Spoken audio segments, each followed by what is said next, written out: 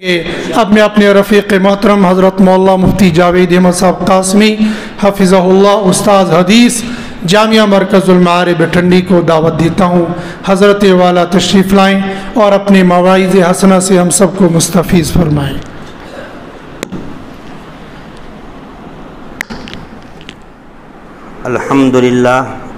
الحمدللہ وکفا وسلام علی عبادہ الذین اصطفیٰ، اما بعد۔ قال اللہ تبارک و تعالی فی القرآن المجید والفرقان الحمید، اعوذ باللہ من الشیطان الرجیم، بسم اللہ الرحمن الرحیم۔ من عمل صالحا من ذکر او انثى وهو مؤمن فلنحيينه حياة طيبة ولنجزينهم بأحسن الذي كانوا يعملون۔ صدق اللہ المولانا العظیم وصدق رسولہ النبی الکریم۔ ایک مرتبہ درود شریف پڑھیں۔ اللہم صلی علی سیدنا محمد وعلی آل سیدنا محمد واصحاب سیدنا محمد وبارک وسلم علیہ۔ شعبان المعظم کا مہینہ ہے اور اس مہینے کے بھی ایک بابرکت اور مبارک رات ہے۔ عربی میں اس کو لیلۃ النصف من شعبان کہتے ہیں، اور ہماری اور آپ کی زبان میں اس کو شب برات کے نام سے جانا جاتا ہے اور مشہور ہے۔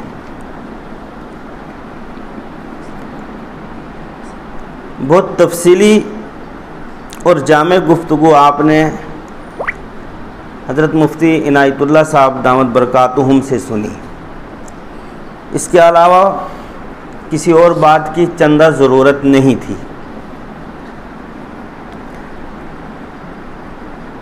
لیکن حضرت کا حکم تھا اور ان کا حسن ظن ہے، ورنہ تو ہم ان کا سننے آتے ہیں اور ان سے سبق حاصل کرتے ہیں،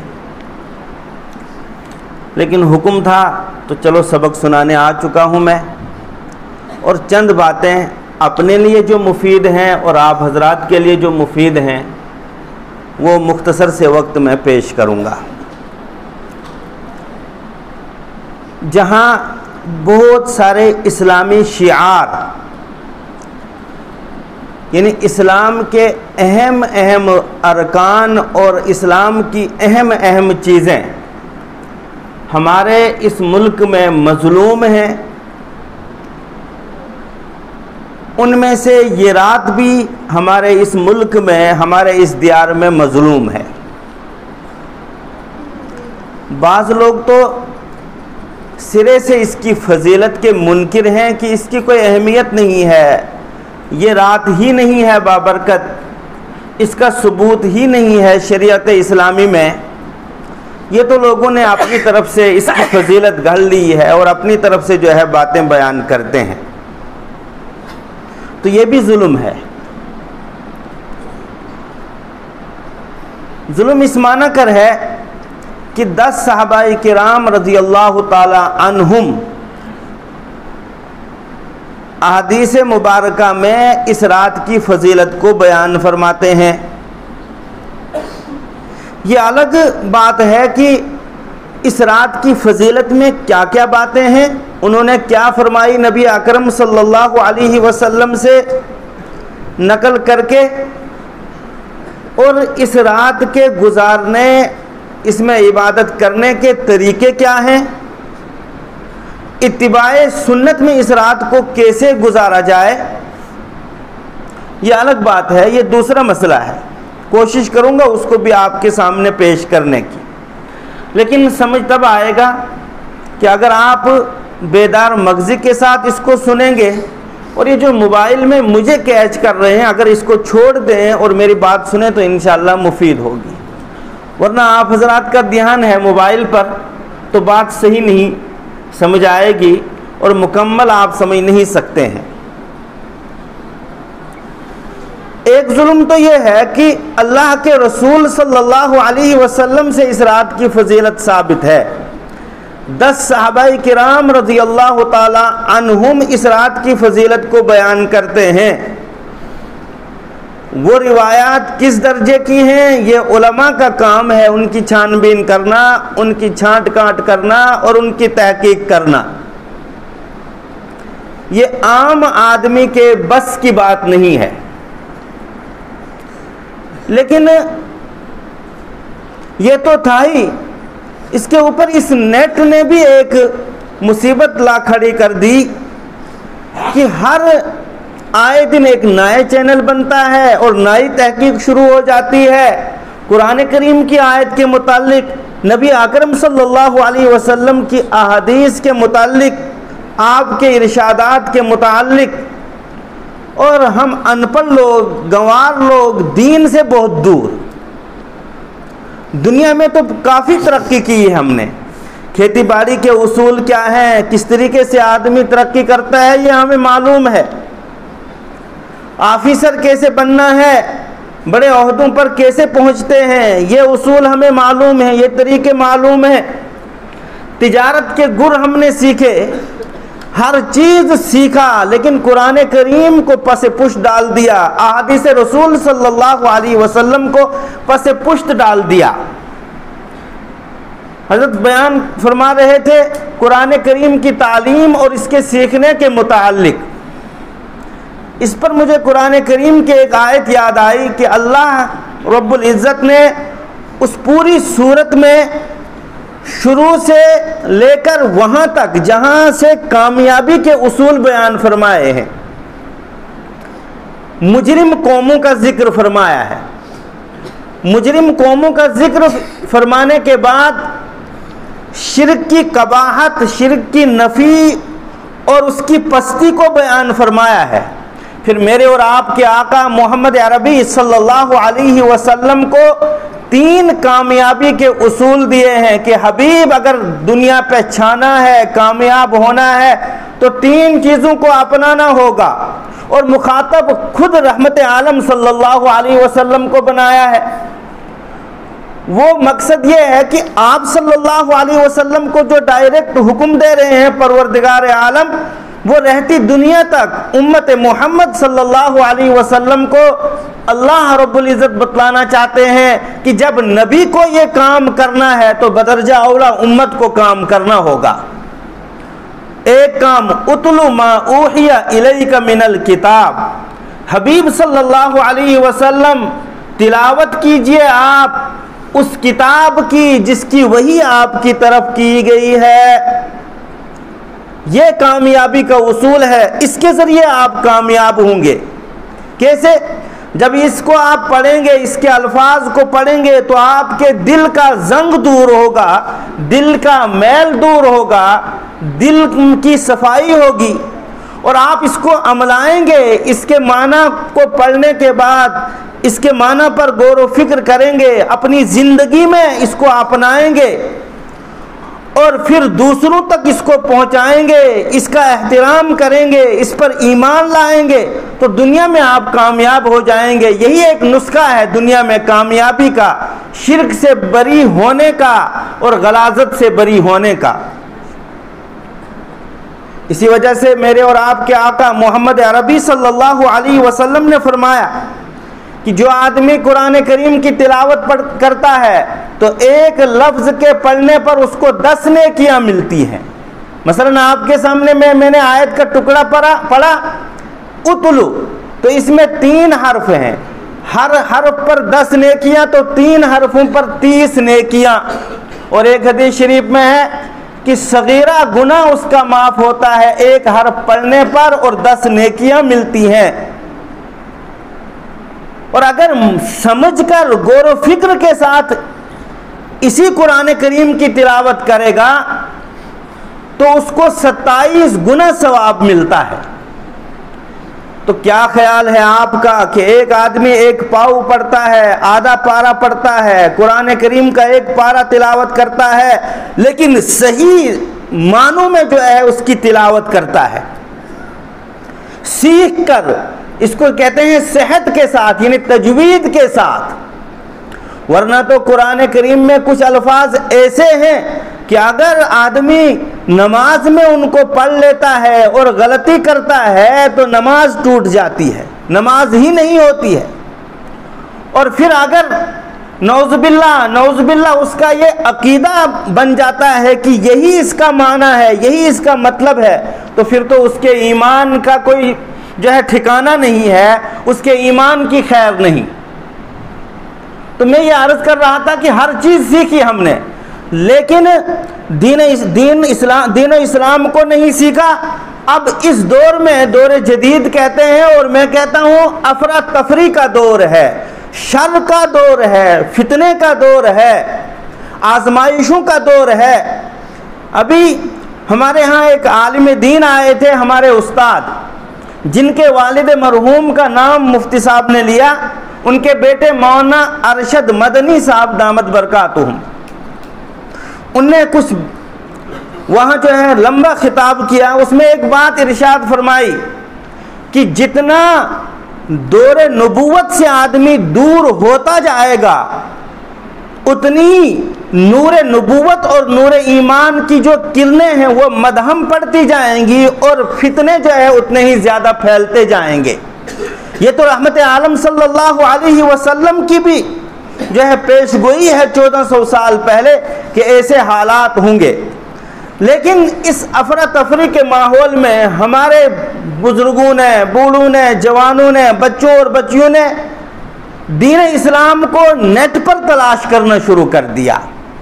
اور میں عرض کر رہا تھا، ظاہر سی بات ہے جب ہر دن ایک نیا چینل بنتا ہے، ایک نیا سکالر سامنے آتا ہے اور وہ قرآن کریم کی غلط تشریح کرتا ہے، احادیث رسول صلی اللہ علیہ وسلم کی غلط تشریح کرتا ہے، تو ظاہر سی بات ہے لوگوں کا ذہن جو ہے تشویش میں پڑ جاتا ہے کہ کون سی تحقیق صحیح ہے. اور پھر ہم عجمی ہیں، ہم قرآن کریم کو نہیں سمجھ پاتے ہیں، حدیث رسول صلی اللہ علیہ وسلم کو نہیں سمجھ پاتے ہیں، تو ہم ہر ایرے گیرے نتھو خیرے، یعنی جس کا کوئی ٹھکانہ نہیں ہے، جس کو علم نہیں ہے، اس کی تحقیق کو ماننے لگتے ہیں.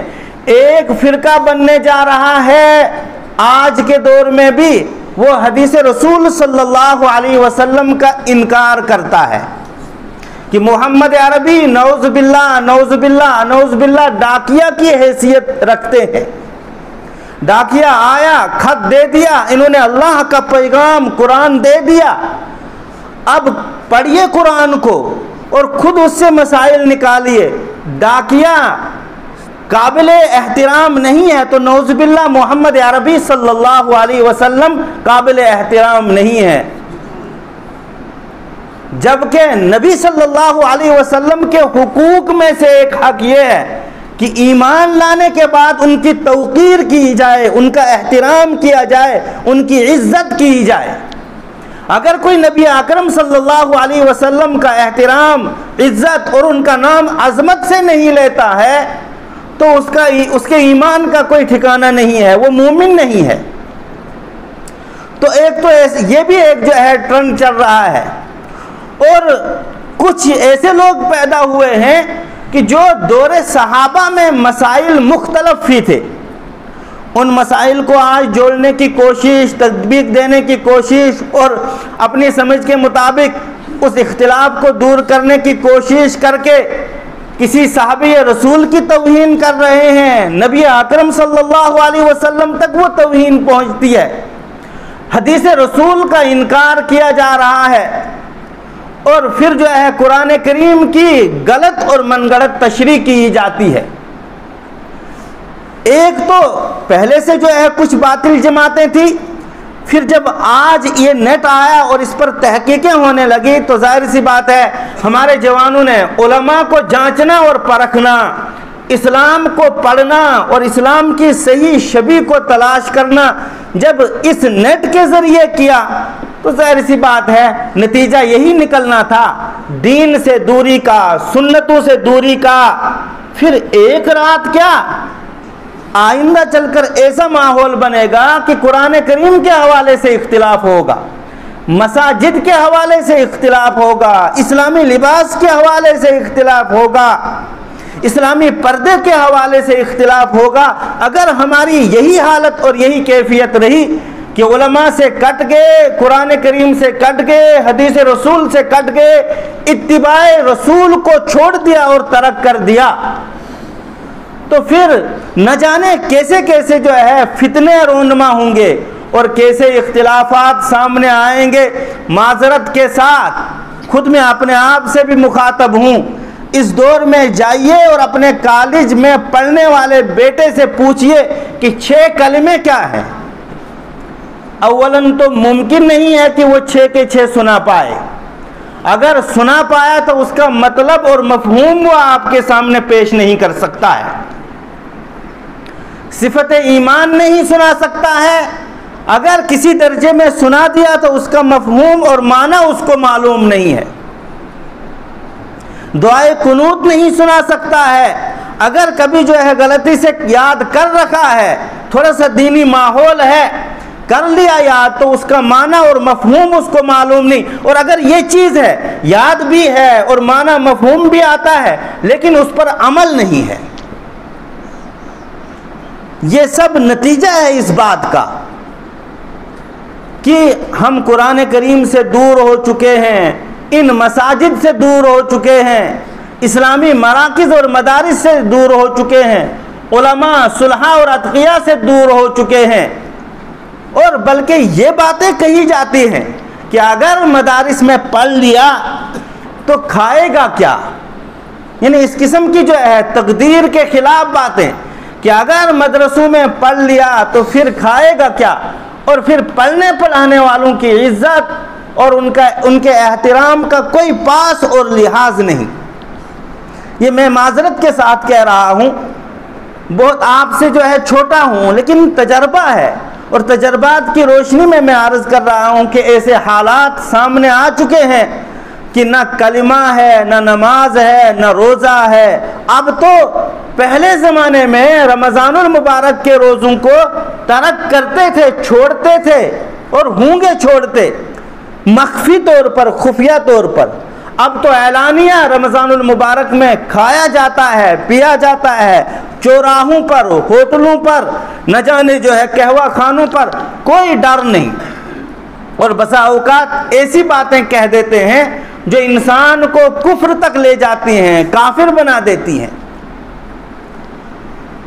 تو یہ تو ایک رات کی بات تھی کہ یہ مظلوم ہو چکی ہے، وہ اس وجہ سے دین سے دور ہیں، قرآن کریم سے دور ہیں، سنت رسول سے دور ہیں، اور پھر ایک نئی تحقیق کا دروازہ کھل گیا، نیٹ کے ذریعے دین اسلام کو سمجھنے کی کوشش کی، اس وجہ سے کچھ لوگوں نے سرے سے اس رات کی فضیلت کا انکار کیا کہ اس کی کوئی حقیقت نہیں ہے، اس کی کوئی اہمیت نہیں ہے، اس کو کوئی یہ خود لوگوں نے اس کی فضیلت میں باتیں بیان کر رکھی ہیں، گھڑ رکھی ہیں، لہذا جو ہے نہ اس رات میں عبادت ہے نہ کوئی عمل ہے۔ تو یہ ایک قسم کا ظلم ہے، اور میں نے کہا ہمارے اس عجم میں، عرب کے علاوہ پوری دنیا کو عجم کہا جاتا ہے، تو ہمارے اس عجم میں بہت ساری چیزیں اس طریقے کی مظلوم ہیں۔ اولیاء اللہ مظلوم ہیں، خود ان کی قبریں مظلوم ہیں، ان کی زیارتیں مظلوم ہیں، نہ جانے اور کتنی چیزیں جو ہے مظلوم ہیں۔ اور کچھ لوگوں نے اس کی فضیلت کو تو مانا اور اس کا اقرار کیا، اس میں عبادت کی، لیکن اتباع رسول کا پاس نہیں رکھا، لحاظ نہیں رکھا کہ رسول اللہ صلی اللہ علیہ وسلم نے اپنے اقوال میں جو اس کی فضیلت بیان فرمائی ہے، جو اس رات میں ہمیں عمل کرنے چاہیے تھے، وہ کیا ہے، بلکہ اپنی طرف سے حد سے تجاوز کر گئے۔ حضرت مفتی صاحب یہاں تشریف فرما ہے، کسی اسلامی اصول میں کسی چیز کو کم کرنا یہ زندیقیت ہے، ایسے انسان کو زندیق کہتے ہیں، وہ مسلمان نہیں ہے، اور کسی اسلامی اصول میں کسی چیز کا اضافہ کرنا یہ بدعت کہلاتا ہے، اور ایسے انسان کو بدعتی کہتے ہیں۔ اور بدعتی کے متعلق علماء نے لکھا ہے، یہ گویا پس پردہ، سامنے نہیں، پس پردہ یہ نبوت کا دعویٰ کرنے والا ہوتا ہے، گویا یہ کہتا ہے کہ اللہ کے رسول نے دین مکمل نہیں کیا، نعوذ باللہ، اب میں اس چیز کا اضافہ کرتا ہوں اور مکمل کروں گا۔ یہ علماء کی وضاحت ہے اور تشریح ہے۔ اسی وجہ سے فرمایا من وقر صاحب بدعت، جس نے بدعتی کا احترام کیا، عزت کی، اس کی عظمت کا قائل ہوا اور اس کو جو ہے اس کی تعظیم کی، اس نے دین و اسلام کی بنیاد کو ڈھا دیا، اس نے اسلام کی عمارت کو جو ہے ختم کر دیا، منہدم کر دیا۔ تو کچھ لوگوں نے زندیقیت اختیار کی، سرے سے اس کے منکر، اور کچھ لوگوں نے اس میں اضافہ کیا۔ اچھا، جن لوگوں نے اضافہ کیا وہ قرآن کریم کی اس آیت کو نہیں سمجھے کہ اللہ رب العزت نے 1400 سال پہلے ہم سب کو بتا دیا تھا محمد عربی صلی اللہ علیہ وسلم کے توسط سے کہ شیطان تمہارا کھلا دشمن ہے، وہ تمہارے کسی بھی نیک عمل پر راضی نہیں ہوگا، لہذا جب بھی تم کوئی عمل کرنے لگ جاؤ گے تو وہ ضرور ٹانگ اڑائے گا، ٹانگ کو بیچ میں لائے گا اور کھلبلی مچا دے گا، اتباع رسول سے ہٹا دے گا تمہیں۔ عمل کر رہے ہوں گے آپ اور آپ سمجھتے ہوں گے کہ ہم نیک عمل کر رہے ہیں، وَهُمْ يَحْسَبُونَ أَنَّهُمْ يُحْسِنُونَ صُنْعًا، وہ سمجھتے ہوں گے کہ ہم اچھا عمل کر رہے ہیں، لیکن اچھا عمل نہیں ہوگا، وہ شیطان کی اتباع ہوگی، خواہش کی اتباع ہوگی، نفس کی اتباع ہوگی، وہ من چاہی زندگی ہوگی، وہ رب چاہی زندگی نہیں ہوگی، وہ رسول صلی اللہ علیہ وسلم کی اتباع میں زندگی گزارنا نہیں ہوگا، اور نہ اس کی جو ہے عبادت رسول صلی اللہ علیہ وسلم کی اتباع میں ہوگی۔ لہذا جن لوگوں نے اس رات کو مانا اور اس کی جو ہے اس میں عبادت کرنے لگے، تو جو رسول اللہ صلی اللہ علیہ وسلم کے طریقے تھے ان طریقوں کو چھوڑ کر حد سے تجاوز کر گئے اور شیطانی اصول کو اپنا کر وہ اس رات کی خیر اور برکت سے محروم ہوئے۔ جن لوگوں نے انکار کیا تھا وہ تو محروم تھے ہی، لیکن اب منانے والے بھی اور اس رات میں عبادت کرنے والے بھی خیر سے محروم ہوئے، وہ اس طریقے سے کہ سراسر آپ صلی اللہ علیہ وسلم، آپ کے صحابہ، تابعین، سلف، ائمہ مجتہدین، اولیاء اللہ، صلحاء اور اتقیاء، پیران پیر شیخ عبد القادر جیلانی رحمہ اللہ کے طریقوں کے بالکل خلاف جو ہے اس رات کو منانا شروع کر دیا اور اپنے طریقے سے اس میں عبادت شروع کر دی۔ رحمت عالم صلی اللہ علیہ وسلم سے اس رات میں واضح طور پر 3 عمل ثابت ہیں جو ان 10 صحابہ نے آپ صلی اللہ علیہ وسلم سے نقل فرمائے۔ وہ 3 عمل ہیں واضح طور پر جو کرنے کے ہیں، اور ایک عمل ہے جو نہ کرنے کا ہے۔ مطلب نہ کرنے کا ہے کہ اگر وہ ہمارے اندر ہے تو اس کو ہم چھوڑ دیں اور رجوع کریں اور توبہ کر دیں۔ پہلا عمل یہ ہے کہ آپ صلی اللہ علیہ وسلم، آپ کے صحابہ، تابعین، سلف اور بزرگان دین، ائمہ مجتہدین نے اس رات میں مختلف طریقے سے مختلف نفلی عبادتیں کی ہیں۔ عشاء کی نماز پڑھی، پھر 2 رکعت سنت ہے، 3 رکعت وتر ہے جو واجب ہے۔ اس کے بعد جتنی توفیق ہوئی، جتنی ہمت تھی، جتنا جو ہے اللہ رب العزت نے توفیق عطا فرمائی، اس میں مختلف طریقوں سے مختلف نفلی عبادتیں کی، قرآن کریم کی تلاوت کی، احادیث رسول صلی اللہ علیہ وسلم کو سنایا، قرآن کریم کو دوسروں کو سنایا، صلاۃ التسبیح پڑھی، اور اسی طریقے سے جو ہے دیگر نمازیں، نفلی نماز پڑھی، اور پھر اگر تہجد تک جاگنا نصیب ہوا تو تہجد پڑھی، اور پھر اس کے بعد فجر کو جماعت کے ساتھ پڑھا۔ یاد رکھیے، جو آدمی عشاء کی نماز جماعت کے ساتھ پڑھتا ہے اور پھر فجر بھی جماعت کے ساتھ پڑھتا ہے، اس کے کھاتے میں جو ہے پوری رات عبادت میں لکھی جاتی ہے کہ اس نے پوری رات عبادت میں گزاری۔ لیکن اگر کوئی آدمی نفلی عبادت میں مشغول ہوتا ہے، ذکر و اذکار کرتا ہے، تسبیحات پڑھتا ہے، قرآن کریم کی تلاوت کرتا ہے، اور اگر اس قسم کا اجتماع ہے، دعوت تو نہیں ہے اس اجتماع کی لیکن اس قسم کا اجتماع ہے اور بات سنائی جا رہی ہے اور سن رہے ہیں، موبائل میں کیچ نہیں کر رہے ہیں اس کہنے والے کو، یہ ایک لغو اور بیکار عمل ہے۔ بات سن رہے ہیں، رحمت عالم صلی اللہ علیہ وسلم کا نام آ رہا ہے اس بولنے والے کی زبان پر، اور سننے والا کہتا ہے صلی اللہ علیہ وسلم، کتنا چھوٹا سا لفظ ہے، ادھر آیا محمد عربی صلی اللہ علیہ وسلم، سننے والے نے صلی اللہ علیہ وسلم پڑھ لیا، 1 منٹ بھی نہیں لگا۔ حدیث میں وعدہ ہے، ارشاد فرمایا رحمت عالم صلی اللہ علیہ وسلم نے، اس پر اللہ رب العزت کی طرف سے 10 رحمتیں نازل ہوئی، جس پر اللہ کی طرف سے 10 رحمتیں نازل ہوں گی وہ کبھی ناکام ہوگا؟ اللہ کی رحمت جب شامل حال ہے تو کہاں ناکام ہوگا، وہ تو کامیاب ہوگا۔ فرمایا کہ 10 رحمتیں نازل ہوں گی، 10 درجات اس کے بلند ہوں گے، اور 10 صغیرہ گناہ اس کے معاف ہوں گے۔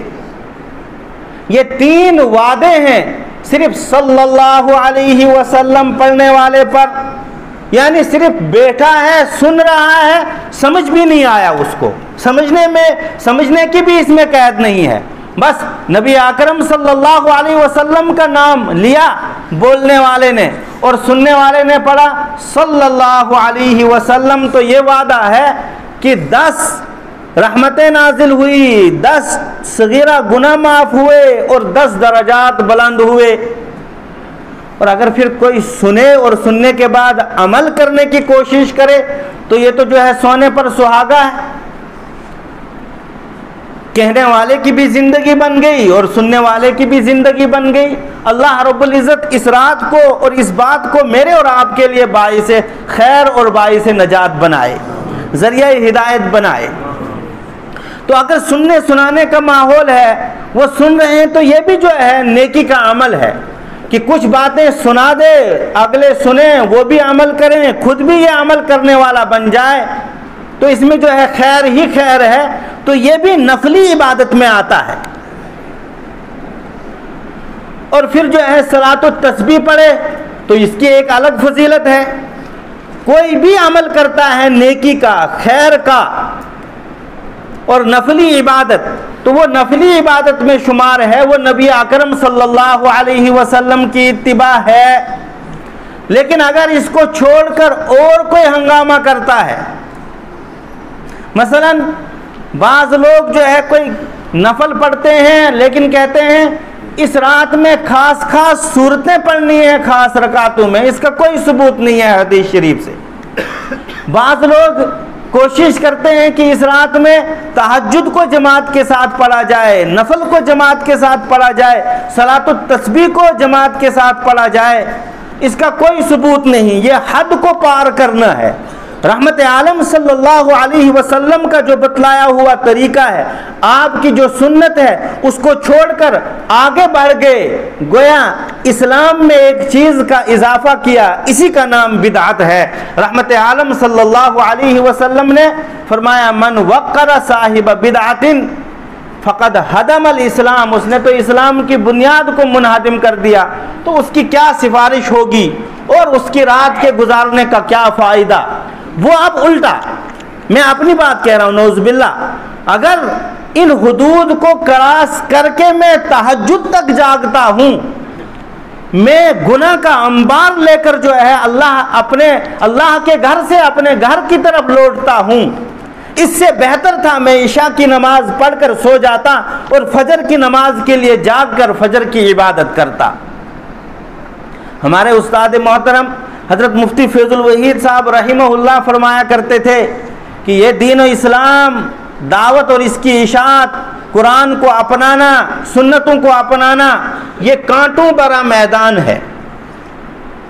اس کانٹوں بھرے میدان کو محنت کر کے پھولوں بھرا میدان بنانا ہے، ورنہ جو چاہے گا کہ یہ مجھے کانٹے یہاں چبھیں گے، کانٹوں بھرا میدان ہے، مجھ سے یہ برداشت نہیں ہوگا، تو فرمایا پھر آیا ہی کیوں؟ ظاہر سی بات ہے یہ تو ایک ایسا میدان ہے جہاں سود سے رکنا ہے، رشوت سے رکنا ہے، بے حیائی سے رکنا ہے، یہاں پھونک کر قدم رکھنا ہے. یہاں تو یعنی زبان کیا کر رہی ہے، آنکھ کیا کر رہی ہے، کان کیا سن رہا ہے، اس کو دیکھنا ہے. اور پھر جو ہے دیکھنا ہے کہ آپ کا طریقہ کیا تھا، نظر کا، کان کا طریقہ کیا تھا، آپ نے کس چیز کو سننے کا حکم دیا ہے اور سننے کو جائز قرار دیا اور کس چیز کو ناجائز قرار دیا. زبان کا استعمال کیسے ہو، ہاتھ کا استعمال کیسے ہو. آپ نے جو ہے پورا جو ہے اللہ گری کے رحمت کرے ان علماء کو، صلحاء کو، محدثین کو، آپ کا ایک ایک عمل اور ایک ایک بات نقل ہے اور آپ کا ایک ایک طریقہ نقل ہے، آپ کا ہر قول نقل ہے جو ہم تک پہنچا اور صحیح سند کے ساتھ پہنچا ہے.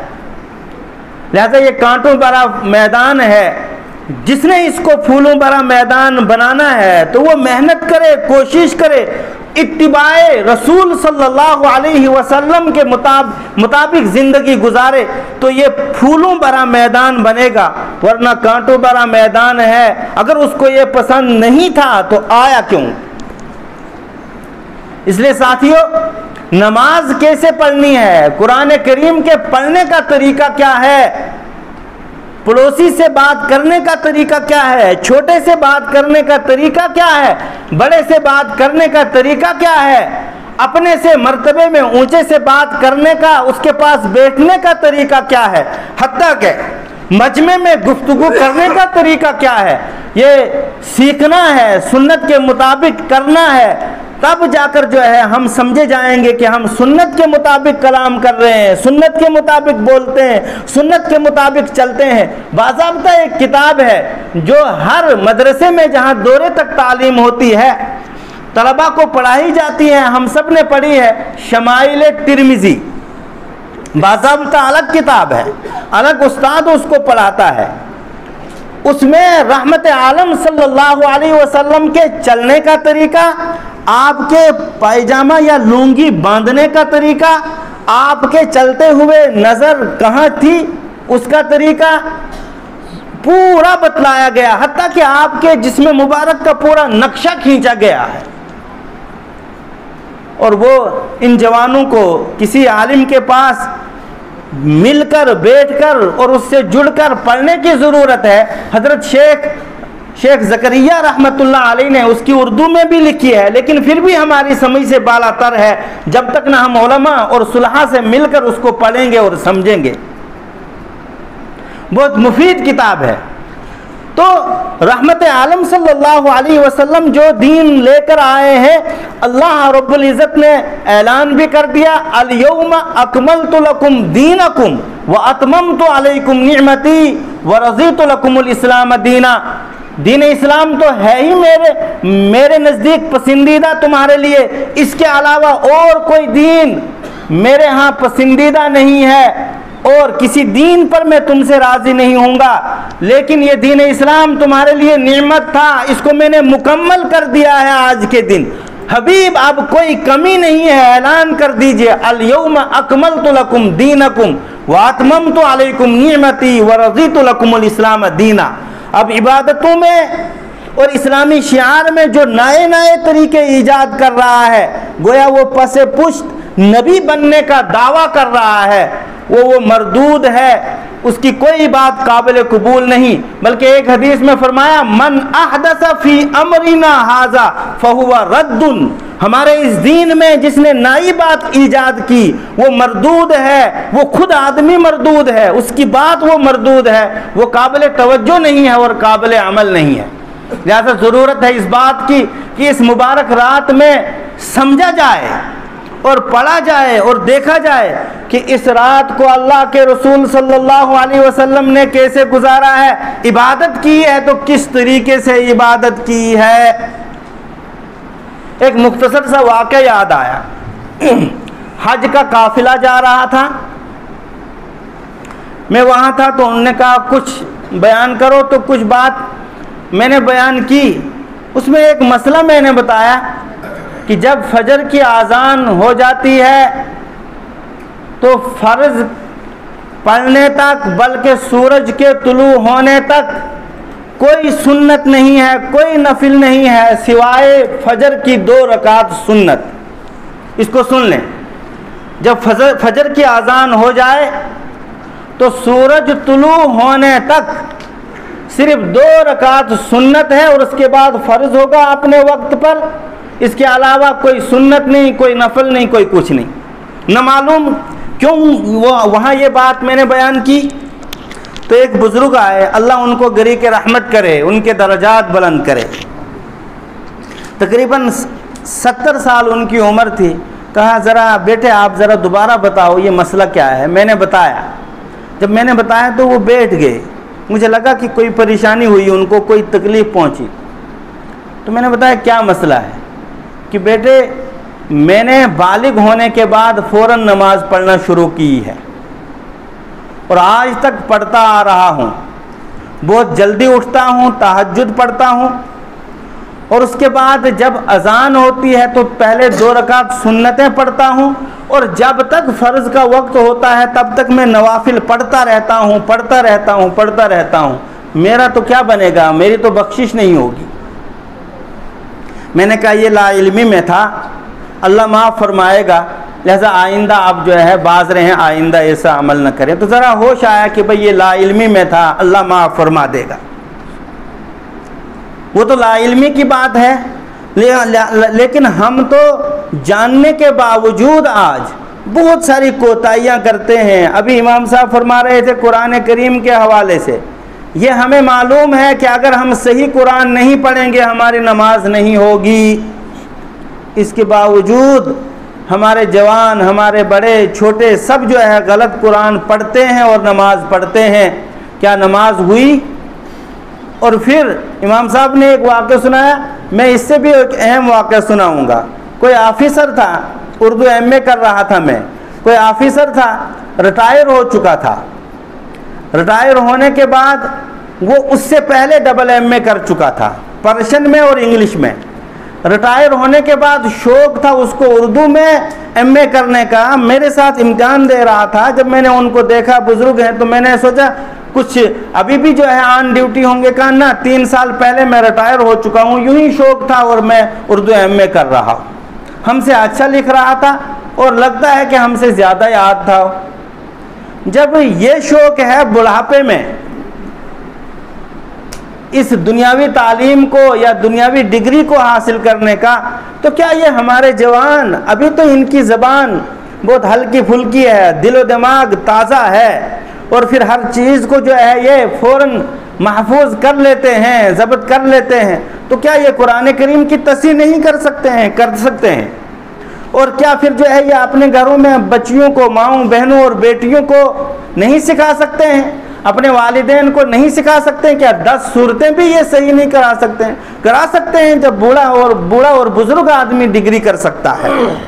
اور پھر دوسری بات لے لیجئے، مجھے ابھی تک یہ 100% چلانے نہیں آتا ہے، لیکن ہماری عمر سے کوئی زیادہ ہے، اگرچہ وہ ملازم نہیں ہے، وہ انگلش پڑھے لکھے نہیں ہیں، لیکن وہ ہم سے زیادہ اس کو جو ہے اس کے رموز و اوقاف سے واقف ہیں، اپنے چھوٹے بچوں، پوتوں اور نواسوں سے سیکھ لیا ہے۔ جب یہ سیکھ لیا ہے، اس کو چلانے کا طریقہ سیکھا ہے، تو کیا الحمد شریف صحیح نہیں ہو سکتی ہے؟ اور کرتے رہیں گے قبر میں اترنے تک، اللہ معاف فرما دے گا کہ دیکھو کوشش تو کر رہے تھے نا، لیکن اگر نہ بھی ہوا تو کوشش تو کی۔ لیکن معذرت کے ساتھ آج کے بعد آپ قرآن پڑھنا ہی چھوڑ دیں، یہ غلط ہے، یہ مطلب نہیں ہے۔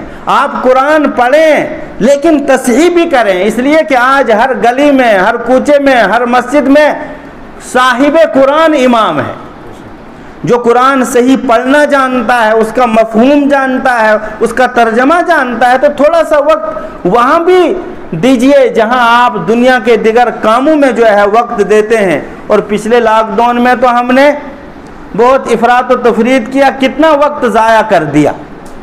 اتنے وقت میں ایک آدمی پورا قرآن ناظرہ پڑھ سکتا ہے، اور بعض جوانوں نے تو قرآن کریم حفظ کر دیا اتنے عرصے میں، بعض بچیوں نے، اور بعض بڑی عمر کے بچیوں نے جو ہے قرآن کریم حفظ کیا، تو کیا ہم 10 صورتیں نہیں سیکھ سکتے تھے؟ سیکھ سکتے ہیں۔ امام صاحب ایک مجلس میں تھے، میں بھی تھا، انہوں نے بیان فرمایا، مجھے سب واقعات یاد نہیں رہے، لیکن فرمایا بڑی عمر کے لوگوں نے کوشش کی قرآن کریم کے پڑھنے کی، چند مہینوں میں اور کچھ سال کے اندر انہوں نے قرآن کریم کی تصحیح کی، جس کی طرف ہم توجہ نہیں دیتے ہیں۔ یاد رکھیے، قرآن کریم کے حقوق میں سے یہ ہے کہ ایمان لایا جائے، اس کا احترام کیا جائے، اس جز پر اور اس حصے پر ہم عمل کرتے ہیں۔ دوسرا حق یہ ہے قرآن کریم کی تلاوت کی جائے، لیکن صحیح کا مطلب جو اس کے پڑھنے کا حق ہے، جو لفظ جہاں سے نکلنا چاہیے تھا ویسے ہم قرآن کریم کو پڑھیں، یہ دوسرا حق ہے۔ تیسرا حق ہے کہ قرآن کریم پر ہم تدبر کریں، غور و فکر کریں، وہ کیا کہتا ہے ہم سے، اللہ کیا مطالبہ کرتا ہے ہم سے، اس کو ہم سمجھیں۔ یہ علماء کا کام ہے، علماء سے جو ہے یہ معلوم ہوگا۔ برائے کرم جوانوں سے درخواست ہے، نیٹ سے یہ چیز حاصل نہیں ہو سکتی ہے، گمراہی تو مل سکتی ہے لیکن ہدایت اور رہنمائی صحیح معنوں میں نہیں مل سکتی ہے۔ قرآن کریم کا چوتھا جو حق ہے ہم پر وہ یہ ہے کہ ہم اس پر عمل کریں۔ ہم نے تو چند چیزوں کے لیے قرآن کریم رکھا ہے، وفات ہوگی پڑھ لیا، زمین جائیداد وراثت کا مسئلہ ہوا اس وقت جو ہے اس کی قسمیں کھا لی، اور زیادہ تو قسموں کے لیے رکھا ہے، بطور برکت رکھا ہے، ورنہ جو ہے جو اس کا حق تھا کہ اس کو عملایا جائے، اس کو اپنایا جائے، اس کی کوشش کی جائے کہ اس کا ماحول بنے، اس کو ہم عملائیں اور اس کے مطابق زندگی گزاریں، اس کی کوئی کوشش نہ کرتا ہے، نہ اس کی طرف کسی کو توجہ ہے۔ یہ چوتھا حق ہے۔ اور پانچواں حق ہے کہ پھر اس کی اشاعت کی جائے، دوسروں تک پہنچایا جائے۔ ذرا میں بھی اپنے گریبان میں جھانکوں، ہم سب کیا ان میں سے کچھ حقوق کو ہم پورا کرتے ہیں، آدھے حقوق کو بھی ہم پورا نہیں کرتے ہیں۔ ایسے ہی موقع پر کے لیے ارشاد فرمایا نبی اکرم صلی اللہ علیہ وسلم نے، القرآن حجت لک او علیک، قرآن یا تو آپ کے حق میں لڑے گا اللہ رب العزت کے ہاں، سفارش کرے گا آپ کے حق میں، یا پھر آپ کے خلاف دعویٰ کرے گا کہ پروردگار نہ اس نے مجھے عملایا، نہ اس نے مجھے صحیح پڑھا، نہ اس نے میرے مطابق زندگی گزاری، بلکہ ہمیشہ اس کو پس پشت ڈالتا رہا، اور نام مسلمان تھا، کاغذوں میں اس کو مسلمان شمار کیا جاتا تھا۔ وہاں جو ہے قرآن اللہ رب العزت زبان عطا فرمائے گا اور ہمارے خلاف حجت بازی کرے گا۔ یہ تو مختصر ہے، ایک لمبی حدیث ہے جس میں ہے کہ قرآن کریم اللہ کے سامنے بندے کے خلاف لڑے گا یا بندے کے حق میں لڑے گا۔ یاد رکھیے یہ ضروری ہے۔ ہم نے قرآن کو چھوڑا، وہ جو ہم شعر پڑھتے ہیں کہ وہ معزز تھے زمانے میں صاحب قرآن ہو کر، ہم خار ہوئے تارک قرآن ہو کر، یہ زبان پر نہیں ہونا چاہیے تھا، پھر اس پر عمل بھی ہونا چاہیے تھا کہ ہم معزز بننے کی اور عظیم بننے کی کوشش کرتے۔ دارالعلوم دیوبند کے آپ کی زبان میں وائس چانسلر تھے، محتمم کہتے ہیں ہم، حضرت قاری طیب صاحب رحمۃ اللہ علیہ، 60 سال تک جو ہے وہ محتمم رہے ہیں دارالعلوم دیوبند کے۔ علی گڑھ میں ان کو بیان کے لیے لیا گیا، جو کچھ پہلے کہا گیا تھا کیا بیان ہوگا، اچانک سٹیج پر بٹھا کر کہا کہ آپ نے سائنس اور اسلام پر بیان کرنا ہے۔ دعوت کسی اور عنوان سے تھی، لیکن وہاں کرسی پر بٹھانے کے بعد کہا کہ آپ نے سائنس اور اسلام پر بیان کرنا ہے۔ اللہ اکبر! مسلمانوں، آپ الہامی بزرگوں کے فرمانبردار تھے اور ان کے ماننے والے تھے۔ ان الہامی بزرگوں کے توسط سے ہم تک یہ دین پہنچا ہے۔ ہم آپ ہوتے بھاگ جاتے، نہ معلوم کیا ہوتا۔ حضرت قاری طیب صاحب رحمۃ اللہ علیہ نے فرمایا کوئی بات نہیں، تقریر کی ٹھیک سے مجھے یاد نہیں ہے، لیکن ایک کتاب چھپی ہے اس پر، مجھے لگتا ہے قریب 2-2.5 گھنٹے کی وہ تقریر ہوگی۔ سائنس اور اسلام کے نام سے جو ہے وہ کتاب چھپی ہے، ملتی ہے، نہ معلوم یہاں ملتی ہو یا نہ دیوبند میں ملتی ہے۔ اس میں ایک جملہ حضرت قاری صاحب رحمۃ اللہ علیہ فرماتے ہیں وہاں کے طلباء سے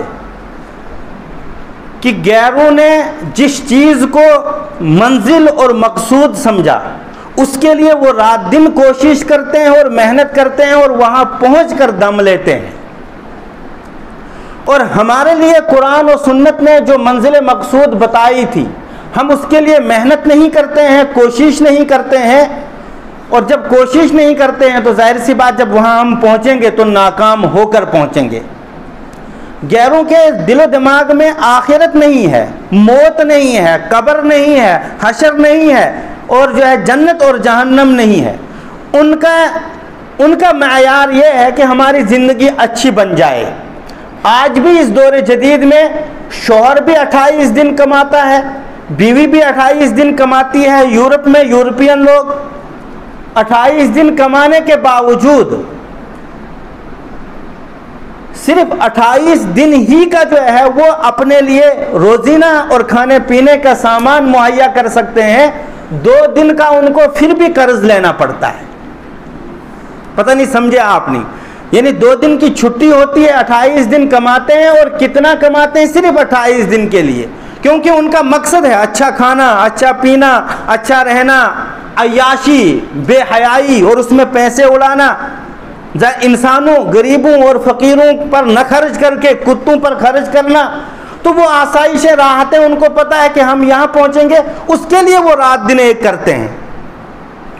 اور مسلمانوں کو یہ پتہ ہے کہ ہم نے مرنا ہے، مرنے کے بعد ہماری پہلی منزل قبر ہے، پھر اس کے بعد محشر کا میدان ہے، پھر وہاں فیصلہ ہے، اور جو فیصلہ ہے وہ حتمی فیصلہ ہے۔ جنت کا ہوگا تو جنت کا، جہنم تو جہنم کا۔ پھر جنت سے کوئی نکلے گا نہیں واپس، اور جہنم جس کے حق میں ابدی جہنم لکھی ہوگی ہمیشہ ہمیش کے لیے، وہاں سے واپس نہیں آئے گا۔ لیکن اس کے باوجود اس کے لیے کوشش نہیں کرتا ہے، لگتا ہے اس کے طریقہ کار سے، اس کے اٹھنے بیٹھنے سے کہ جو ہے اس نے مرنا نہیں ہے، اور اس نے جو ہے اللہ سے ملاقات نہیں کرنی ہے، اس کو موت نہیں آنی ہے۔ یہ اس قسم کی زندگی گزار رہا ہے۔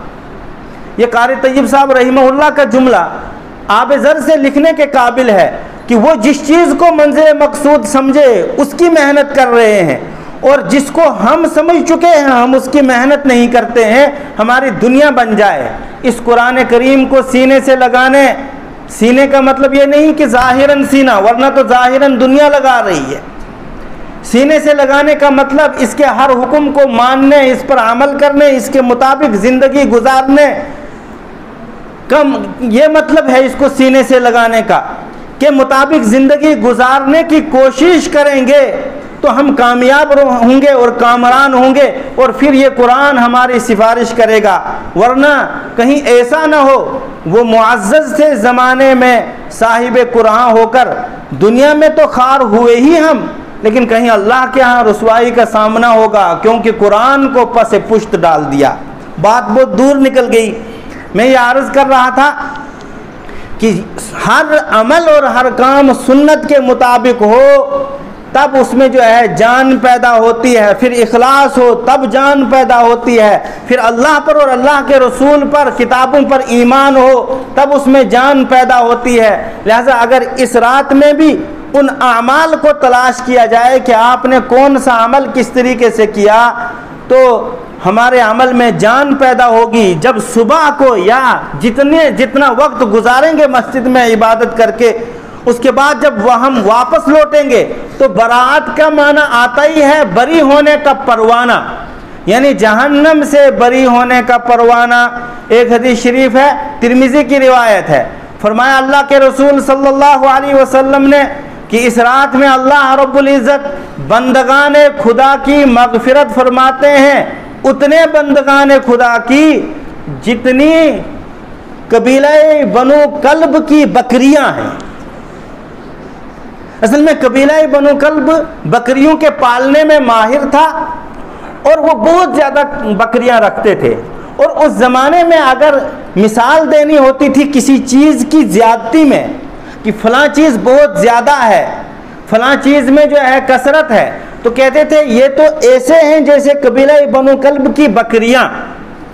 تو فرمایا اس رات میں اللہ رب العزت اتنے لوگوں کی مغفرت فرماتے ہیں جتنے قبیلہ بنو کلب کی بکریاں ہیں، یعنی कसरत के साथ अल्लाह रब्बुल इज़्ज़त ईमान वालों की मग़फ़िरत फरमाते हैं इस रात। अब किसकी मग़फ़िरत फरमाएंगे? जो सुन्नत की मुताबिकत के साथ ज़िंदगी गुजारेगा या सुन्नत की मुखालफत में? बोलिए, सुन्नत की मुताबिकत के में जो ज़िंदगी ईमान, बल्कि ज़िंदगी नहीं बल्कि ये रात भी जो है गुजारेगा सुन्नत की मुताबिकत में, उसी की बख्शिश होगी, वरना वो गुनाह लेकर और वबाल लेकर वापस लौटेगा। अल्लाह महफूज फरमाए। एक अमल तो ये करने का है कि नफल इबादत की जाए, लेकिन उस तरीके पर जैसे अल्लाह और अल्लाह के रसूल का फरमान है। इसमें ज़्यादा कोशिश करनी चाहिए। अलग होकर कोने में नफल पढ़ा जाए, नमाज पढ़ी जाए, कुरान करीम पढ़ा जाए, ज़िक्र व अज़कार किया जाए, इस्तिग़फ़ार किया जाए, और आक़ाए नामदार मोहम्मद अरबी सल्लल्लाहु अलैहि वसल्लम का हम पर एहसान है, उन पर दुरूद भेजा जाए, उन पर दुरूद पढ़ा जाए। ये तोहफ़ा है रहमत आलम सल्लल्लाहु अलैहि वसल्लम के लिए हमारी तरफ से, क्योंकि आपने कुर्बानियाँ दी हैं, अहलो अयाल की कुर्बानियाँ दी हैं आपने इस दीन इस्लाम के खातिर और इस उम्मत के खातिर। हम कहीं किसी बड़े ऑफिसर के पास जाएंगे, अहलो अयाल रिश्तेदारों बीवी बच्चों को भूल जाते हैं। आप अर्श रहमान पर गए मेराज करके, यानी मेराज का जो सफ़र हुआ, और दुआ फरमा रहे हैं अल्लाहुम्मा मरहम उम्मत मुहम्मदिन सल्लल्लाहु अलैहि वसल्लम। हम तहज्जुद पढ़ें, अल्लाह हम सबको नसीब फरमाए। उस वक़्त अगर दुआ करें तो अपना अहलो अयाल याद रहेगा, ज़्यादा से ज़्यादा अपने शागिर्द याद रहेंगे। रहमत आलम सल्लल्लाहु अलैहि वसल्लम को तहज्जुद में दुआ करते हुए सुना, फरमाते हैं अल्लाहुम्मा मरहम उम्मत मोहम्मदिन सल्लल्लाहु अलैहि वसल्लम, उम्मत मोहम्मद पर रहम फरमा, उम्मत मोहम्मद की मग़फ़िरत फरमा। कितना दर्द था, कितनी तड़प थी आप सल्लल्लाहु अलैहि वसल्लम को अपनी इस उम्मत की। तो जाहिर सी बात है एहसान है हम पर, हमें दुरूद पढ़ना चाहिए रहमत आलम सल्लल्लाहु अलैहि वसल्लम पर। पहले ये बेचारे तबलीगी हज़रात बहुत पढ़ते थे, बहुत ज़्यादा दुरूद शरीफ नबी आकरम सल्लल्लाहु अलैहि वसल्लम पढ़ते थे, उलमा सुलहा अतक़िया तो पढ़ते थे।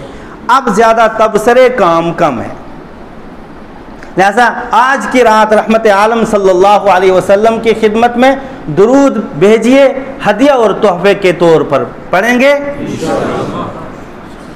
दूसरा काम जो रहमत आलम सल्लल्लाहु अलैहि वसल्लम ने इस रात में किया है, उसको भी लोगों ने ज़रा गलत समझा है। ये लंबी हदीस है, बस जल्दी जल्दी। अम्मी आयशा फरमाती हैं रज़ियल्लाहु ताला अन्हा कि आपकी बारी मेरे यहाँ थी, आपकी एक साथ निकाह में जो मौजूद ज़ौजा थी, अहलिया थी, जो मेरी और आपकी रूहानी माएँ हैं, वो 9 थी बैक वक्त। तो आप सल्लल्लाहु अलैहि वसल्लम ने बारी मुतय्यन कर रखी थी, अगरचे आप पर वाजिब नहीं थी बारी, आपको अल्लाह ने इख्तियार दे रखा था। ये सूरह अहज़ाब में है कि आप पर वाजिब नहीं, लेकिन उम्मत के लिए वाजिब है।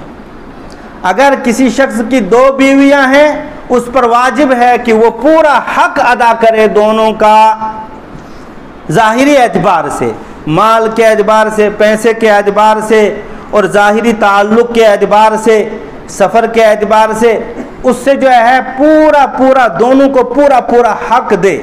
हज़रत थानवी रहमतुल्लाह अलैह एक बुज़ुर्ग गुज़रे हैं, हज़रत थानवी रहमतुल्लाह अलैह, करोड़ों रहमतें हज़रत थानवी रहमतुल्लाह अलैह की कब्र पर। अल्लाहु अकबर, ऐसा सूफ़ी, ऐसा मुजद्दिद, ऐसा मुफ़क्किर नहीं गुज़रा है जैसे हज़रत थानवी रहमतुल्लाह अलैह थे। हज़रत थानवी रहमतुल्लाह अलैह की 2 बीवियाँ थी। किसी ने जो है वो हिंदवाना कहते हैं गालिबन, वो 2 लाए आपके जो है तोहफे के तौर पर। हज़रत थानवी रहमतुल्लाह अलैह ने मजलिस में ही दोनों के 2 टुकड़े किए, एक में से भी 1 टुकड़ा और दूसरे में से भी 1 टुकड़ा एक घर में भेजा, और इसी तरीके से जो है 2 टुकड़े अलग अलग जो है दूसरे घर में भेजे।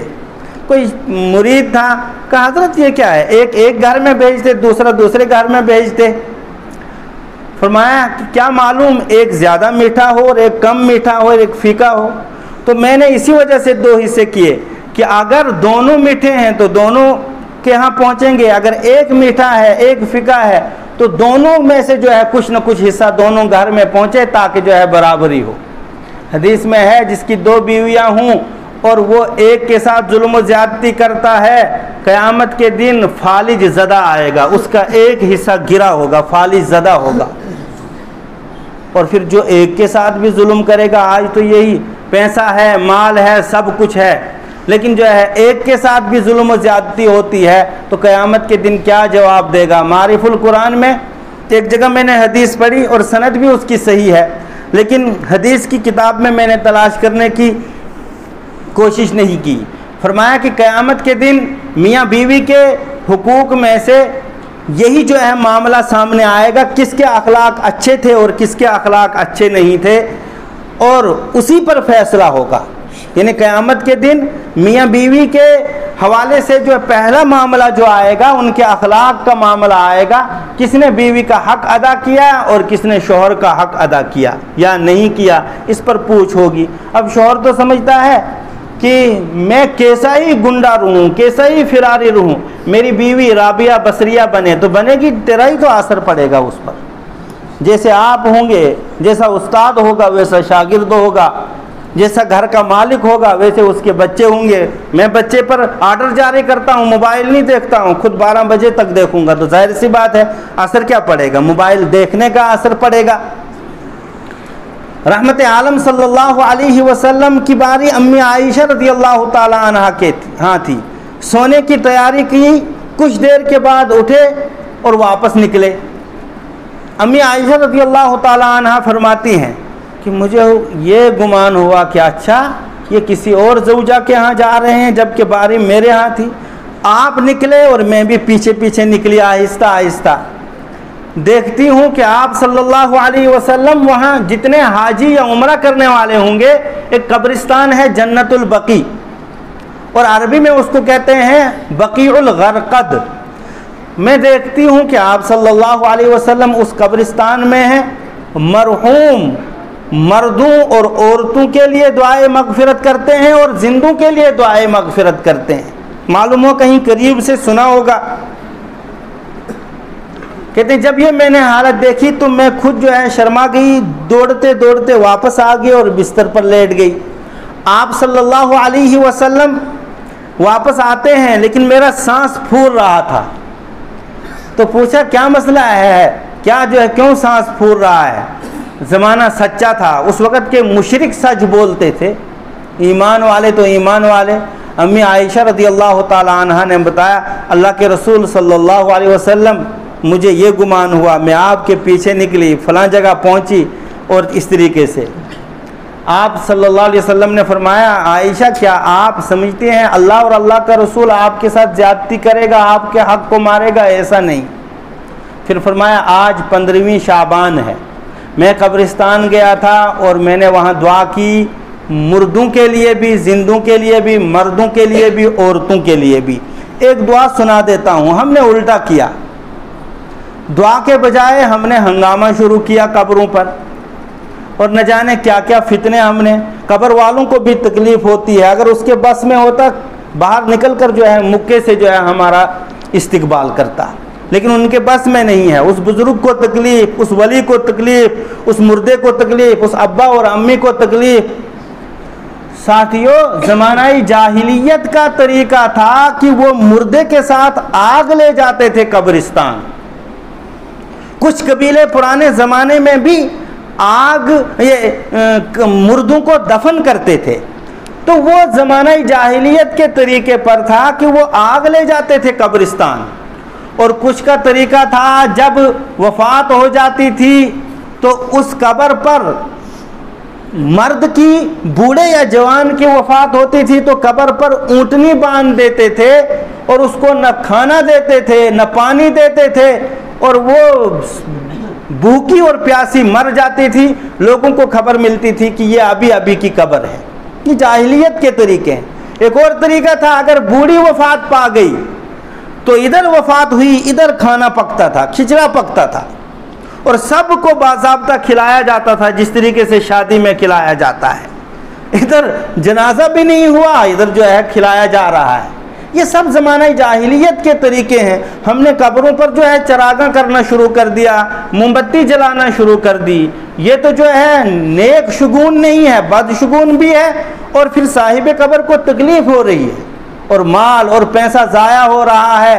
اگر غریبوں کو وہ پیسہ دیا جاتا, بیواؤں اور یتیموں کو دیا جاتا, حدیث شریف میں ہے یہ بیوہ کے لیے جس نے ذرہ برابر محنت کی, کل مجاہد فی سبیل اللہ, وہ اللہ کے راستے میں جہاد کرنے والے کی طرح ہے. لیکن ہم نے عجیب و غریب طریقہ کیا.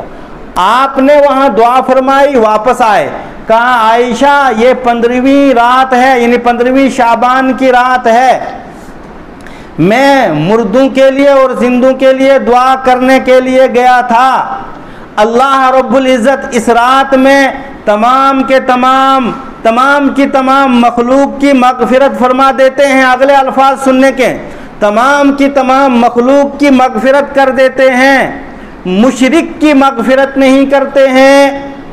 فرمایا مشرک کی نہیں مغفرت فرماتے ہیں اس رات. مشرک کون ہوتا ہے؟ جو اللہ کے علاوہ اللہ کے بندوں کو, غیر اللہ کو, دیویوں کو, دیوتاؤں کو, نہ جانے پتھروں کو, پانیوں کو اور قبروں کو حاجت روا مشکل کشا سمجھتا ہے, وہ مشرک ہوا.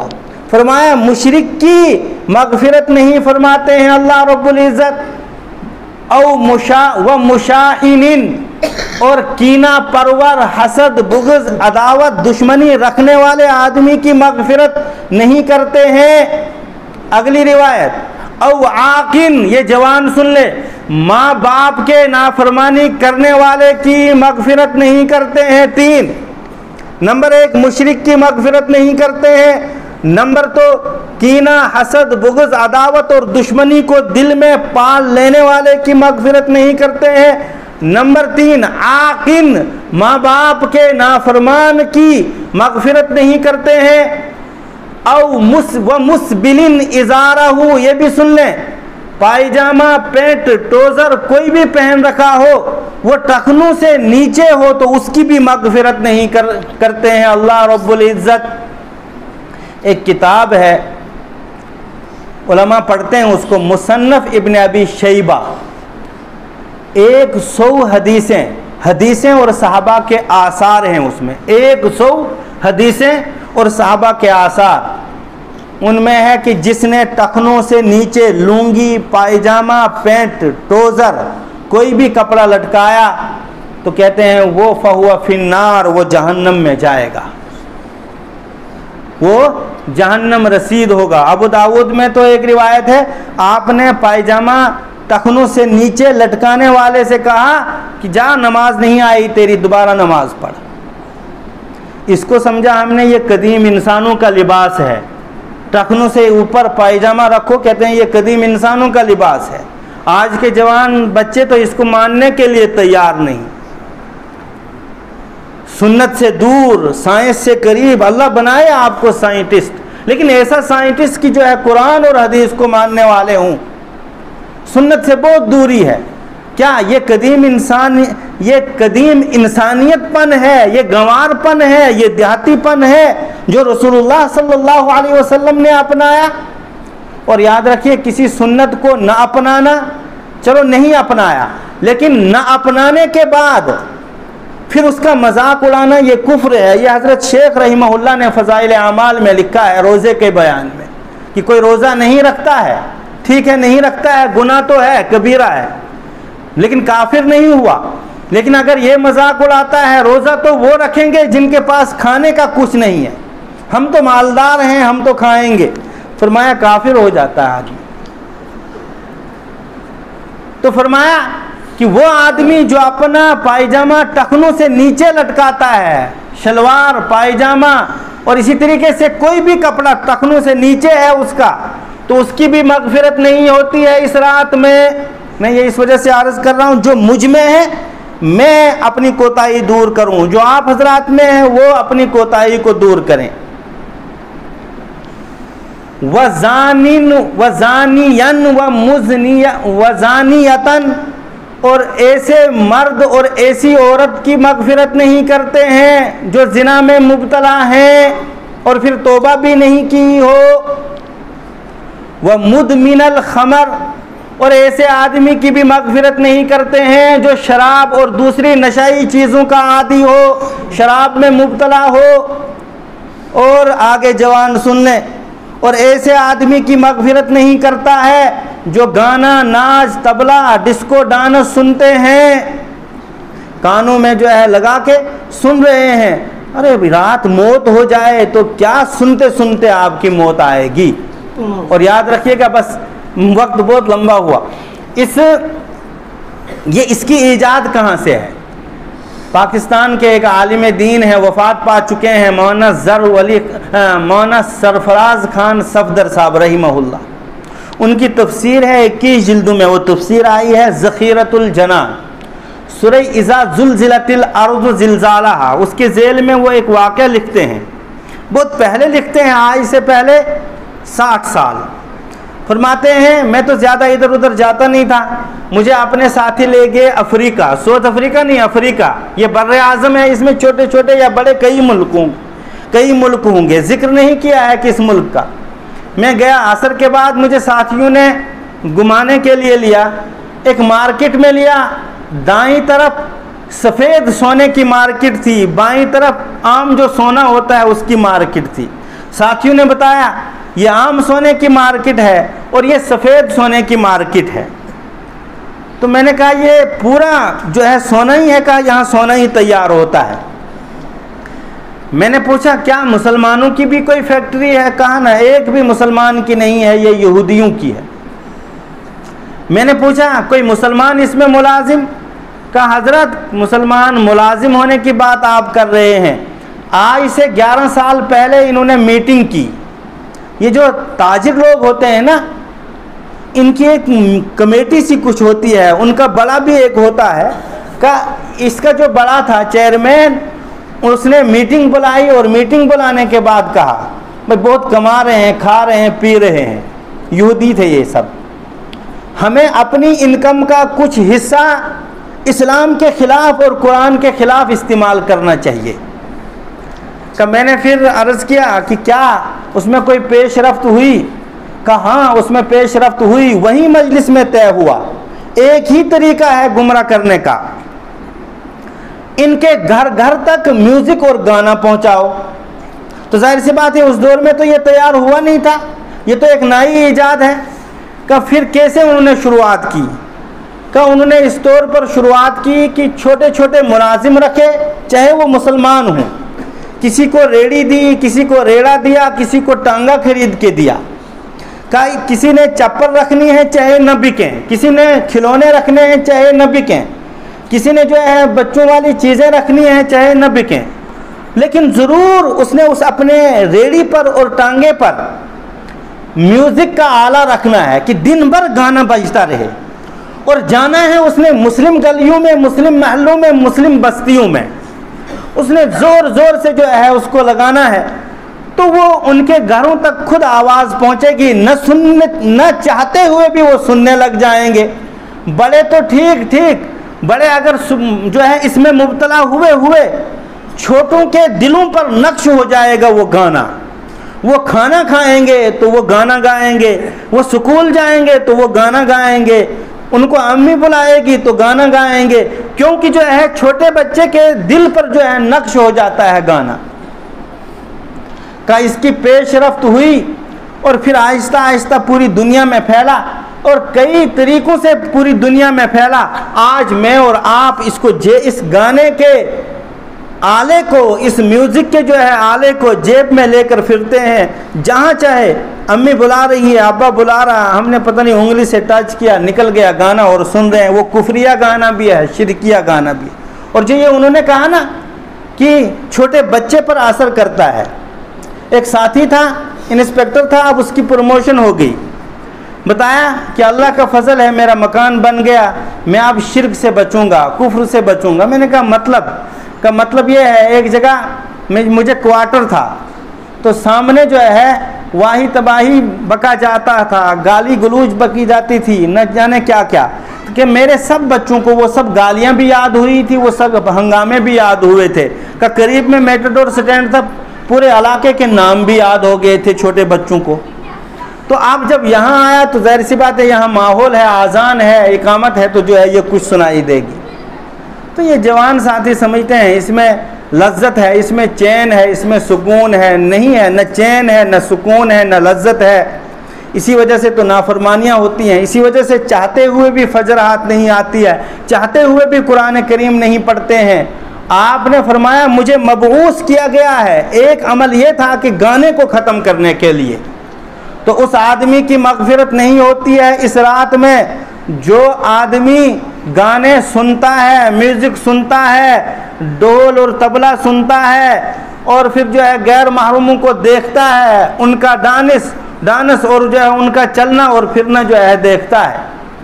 لہذا اس پر غور کرنے کی ضرورت ہے. اگر ہم میں یہ کام ہے, اللہ نہ کرے تو ہم ان کو ترک کر دیں, اور اسی مجلس میں عہد کریں کہ ہم آج ترک کر رہے ہیں, توبہ کر رہے ہیں, تاکہ ہم مسجد سے نکلیں تو جو ہے گناہوں سے پاک ہو کر نکلیں. یہ جو قبرستان والی روایت تھی, آپ زندگی میں ایک مرتبہ گئے ہیں, چپکے سے گئے ہیں, دعائے مغفرت کی ہے, اور کچھ ہنگامہ کیا ہے؟ بولیے. تو ہمیں بھی چپکے سے جانا ہے اگر جانا ہے, اور دعائے مغفرت کرنی ہے. دعا پڑھ کے سناتا ہوں, کئی دعائیں ہیں حدیث میں. ایک دعا ہے السلام علیکم یا اہل القبور, سلامتی ہو تم پر اے قبر والو, یغفر اللہ لنا ولکم, اللہ تمہاری بھی مغفرت کر دے, ہماری بھی مغفرت کر دے. وانتم یغفر اللہ لنا ولکم وانتم سلفنا, تم ہم سے آگے چلے گئے. ونحن بالاثر, اور ہم تمہارے پیچھے پیچھے آنے والے ہیں. آپ نے یہ دعا کی اور کچھ نہیں کیا وہاں. لہذا جو ہے یہ طریقہ, قبر پر جائیں, دعا کریں ان کے لیے, ایصال ثواب کریں, قرآن کریم کی کچھ صورت پڑھ کر ان کے لیے ایصال ثواب کریں. بس یہ سنت ہے, اس سے زیادہ کوئی اور عمل سنت نہیں ہے. اس سے آگے بڑھے تو بدعتی. اس میں کمی کی, قبر پر جانے کا انکار کیا, ایصال ثواب کا انکار کیا, تو جو ہے اور کچھ بن گئے. اس سے آگے بڑھ گئے تو کیا خیال ہے آپ کا؟ چراغاں کرنا اور ہنگامے کرنا, لوگوں کو بلانا, اور پھر قبر پر سجدے کرنا, چڑھاوے چڑھانا, یہ تو عجیب و غریب ظلم ہے. تبھی میں نے عرض کیا, اگر صاحب قبر کتنا ہی نیک ہو, اس کو پتہ چل جائے, اگر اس کو ہمت اللہ دے, وہ قبر اکھاڑ کر باہر آ جائے تو ہماری شکل بگاڑ دے گا, ہمارا چہرہ بگاڑ دے گا. یہ ظلم ہے, زیادتی ہے. آپ فرماتے ہیں لعنت ہو اس پر جو نبیوں کی قبر کو پوجے گا. نبیوں کی قبر کی پوجا کرنے والے, سجدہ کرنے والے پر لعنت فرماتے ہیں نبی اکرم صلی اللہ علیہ وسلم. کیا خیال ہے آپ کا؟ پیر, پیغمبر, بابے کی قبر پر سجدہ کرنے والے, اس پر لعنت نہیں ہوگی کیا؟ اس پر پھول برسیں گے؟ تبھی میں نے کہا یہ رات بہت مظلوم ہے. کچھ لوگ مناتے نہیں, جو بناتے ہیں تو وہ حد سے تجاوز کرتے ہیں. ایک عمل آپ صلی اللہ علیہ وسلم کے یہ رہا ہے کہ جب یہ رات گزر جاتی تھی, آپ سحری تناول فرماتے تھے, اور 15, یہ جو آنے والا دن ہے یہ 15 دن ہے, اور یہ رات 15ویں ہے. تو آپ صلی اللہ علیہ وسلم 15 شعبان کا روزہ رکھتے تھے, اور 15 شعبان کا روزہ رکھنا مستحب ہے. تو اب جو وقت بچا ہے, اگر طاقت ہے, ہمت ہے, فجر آپ کی جماعت کے ساتھ نہ چھوٹے تو آپ جو ہے انفرادی عبادت کریں, نفلی عبادت کریں. دوسری بات, اگر یہ عمل ہے ہم میں, ایک بڑا عمل میں نے چھوڑ دیا وہ جان بوجھ کر, میں اس میں جو ہے اس کو آخر میں بتانے والا ہوں, اور یہ برے کام ہیں ہم میں, تو ہم ان کو ترک کرنے کا عہد کریں, توبہ کریں پروردگار عالم سے, اور آئندہ ہوتے ہیں تو پھر اللہ سے توفیق مانگیں کہ پروردگار ہمیں چھوڑنے کی توفیق عطا فرما. اور قبرستان پر جانا ہے تو صاحب قبر کو تکلیف نہ ہو, جائیں آپ دعائیں کرتے ہوئے, جب واپس آئیں تو ایسا لگے کہ آپ کا انٹراگیشن ہوا ہو. یہ کیا مطلب؟ آپ جب قبرستان جاتے تھے تو دعائیں کرتے ہوئے, جب واپس آتے تھے ایسا لگتا تھا کہ ابھی موت آنے والی ہے. یہ ہے ایمان والے کی علامت. قبر میں کے پاس جائے, اس کو یاد آئے کہ میرا گھر ہے, اندھیرا گھر ہے, نہ کوئی دوست ہے نہ کوئی ساتھی ہے, منو کے حساب سے مٹی اوپر ہوگی, نہ بیٹا کام آئے گا, نہ بھائی, نہ دوست, اپنے عمل کام آئیں گے. اس کو ڈر لگے کہ مجھے یہاں جانا ہے, میں اس کی تیاری کروں. ہم جاتے بھی ہیں دندناتے ہوئے، وہاں کرتے ہیں بھی برے کام، اور قبر کی بھی توہین کرتے ہیں۔ نہ جانے کوئی ٹیک لگاتا ہے، کوئی نشہ کرتا ہے، اور کوئی قبر کو روندتا ہے۔ یہ سب ممانت ہے، قبر کو نہ روندا جائے، نہ قبر کے ساتھ ٹیک لگایا جائے، اور نہ قبر کی بے احترامی کی جائے، حتیٰ کہ یہ بھی کہ قبر کو پختہ بھی نہیں بنایا جائے اور قبر پر لکھا بھی نہ جائے۔ ترمذی کی روایت ہے، لیکن ہم سب یہ عمل کرتے ہیں، یعنی افراط و تفریط۔ کچھ بیٹھتے ہیں، کچھ ٹیک لگاتے ہیں، کچھ پاؤں سے مسلتے ہیں، اور کچھ جو ہے پکا کرتے ہیں، اور پھر جو ہے بے جا اور مناسب القاب بھی لگا دیتے ہیں، لکھتے ہیں۔ ممانت ہے اس کی حدیث رسول صلی اللہ علیہ وسلم میں۔ وہ عمل جو نہ کرنے کا ہے اور اہم عمل ہے، آپ صلی اللہ علیہ وسلم نے فرمایا اس رات میں رشتوں کو توڑنے والے کی بھی مغفرت نہیں ہوتی ہے۔ ایمان والے کے ساتھ قطع تعلقی ہو، سلام کلام نہ ہو، دوریاں ہوں، نفرت ہو، دشمنی ہو، عداوت ہو، تو ایسے دو آدمیوں کی بھی مغفرت نہیں ہوتی ہے۔ ابھی اس مجلس میں عہد کریں تاکہ ثواب لکھا جائے کہ اگر پڑوسی کے ساتھ نہیں بنتی ہے، اگر کسی رشتہ دار کے ساتھ دوری ہے، آپ آفیسر ہیں تو ماتحت کے ساتھ دوری ہے، ماتحت ہیں تو آفیسر کے ساتھ دوری ہے، دوست کے ساتھ دوری ہے، میاں بیوی میں آپس میں دوری ہے، بیٹے اور باپ میں آپس میں دوری ہے، تو عہد کر کے اٹھیں کہ ہم جاتے ہی سب سے پہلے گلے ملیں گے، اپنے دل کے کینے کو صاف کریں گے،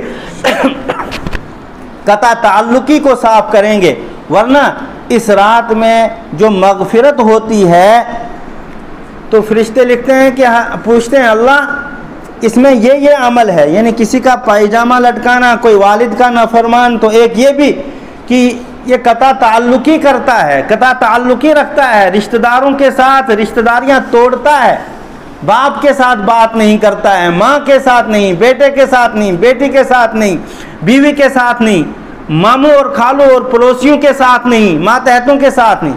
اللہ فرماتے ہیں ابھی اس کی مغفرت نہیں لکھی جائے گی، مغفرت کو بھی مؤخر کر دیا جائے۔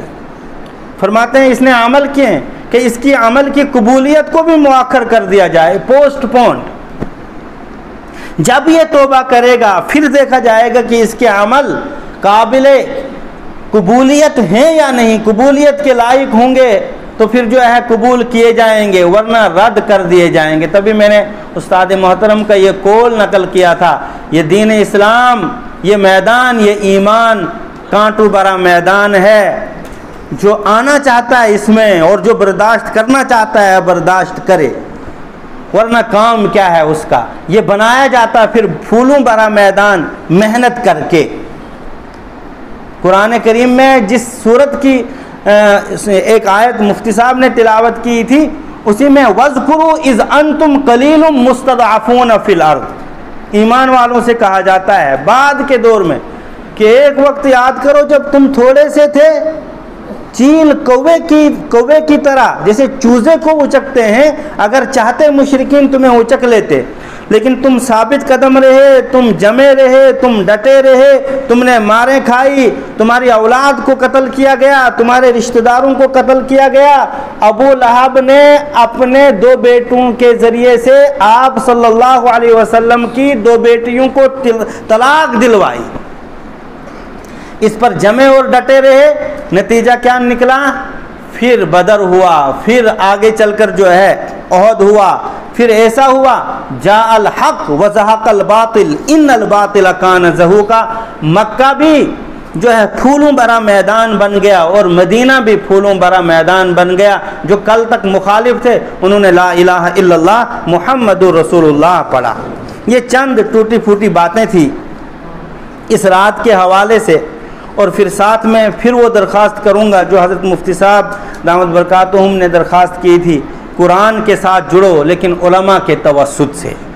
خود جڑنے لگ جاؤ گے تو ابو بکر بھی خود نہیں جڑے، عمر فاروق بھی خود نہیں جڑے، عثمان غنی بھی خود نہیں جڑے، اور علی مرتضیٰ بھی خود نہیں جڑے۔ نبی اکرم صلی اللہ علیہ وسلم کے بعد اس امت کا افضل ترین آدمی صدیق اکبر ہے۔ من یعمل سوءا یجز بہ، من یعمل سوءا یجز بہ، غالباً 5ویں پارے میں یہ آیت نازل ہوئی، معنی ہی سمجھ میں نہیں آنے لگا۔ کہ اللہ کے رسول مر گئے، کہ کیا؟ کہ قرآن کہہ رہا ہے نا ذرہ برابر برائی کرو گے تو اس کا بدلہ دیا جائے گا۔ تو کتنی برائیاں ہوتی ہیں، ہمارا تو کوئی نیک عمل باقی نہیں ہے، لینے کے دینے پڑ جائیں گے۔ نبی اکرم صلی اللہ علیہ وسلم نے ارشاد فرمایا، اور ایک روایت میں ہے کہ ابو ہریرہ بھی تھے، فرمایا کہ سنو، ایمان والے کے پاؤں میں دنیا میں اگر کانٹا بھی چبھ جاتا ہے اس کی وجہ سے اس کا گناہ معاف ہوتا ہے۔ اور ایک عجیب و غریب روایت ہے، حوصلہ افزا روایت، فرمایا ایمان والے نے دائیں جیب میں اگر کوئی چیز رکھی ہے، دائیں جیب میں، لیکن غلطی سے وہ بائیں جیب میں ہاتھ ڈالتا ہے، وہاں نہیں ملتی ہے، پھر دائیں جیب میں ڈالتا ہے، وہاں ملتی ہے، تو جتنی تکلیف ہاتھ ڈالنے اور نکالنے میں لگی اتنی تکلیف کے برابر اس کے گناہ معاف ہوتے ہیں۔ یاد رکھا؟ سمجھ آ گیا؟ تو یہ ایمان، یہ اسلام ہے پھولوں بھرا میدان، لیکن اس کو بنانا پڑتا ہے۔ کوئی سوچے بس لا الہ الا اللہ محمد رسول اللہ پڑھ لیا اور اب جو ہے نام تو آ گیا، محمد، احمد، قاسم وغیرہ نام، تو بس یہی کافی ہے۔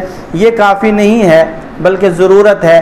ایک بزرگ، ایک عالم دین تھے، سید انظر شاہ صاحب کشمیری رحمۃ اللہ علیہ، آپ کے اس ادارے کے توسط سے یہاں غالباً 1-2 مرتبہ آئے ہیں، مولانا صدر الحسن صاحب قاسمی رحمۃ اللہ علیہ کے دور میں، اور کشمیر وادی میں تو آتے تھے۔ وہ فرماتے تھے، اور انہوں نے ہی ترجمہ کیا ہے تو تب میں ترجمہ کر رہا ہوں، فرمایا کہ خدا را نبی اکرم صلی اللہ علیہ وسلم نے اپنی امت کو، خدا را مجھے کل قیامت کے دن رسوا نہ کیجیو، یعنی میں سمجھ رہا ہوں گا تم میرے امتی ہو، لیکن تم نے میرے دین کو ایسا مسخ کیا ہوگا فرشتے تمہیں دھکیلیں گے، حوض کوثر پر نہیں جانا ہے۔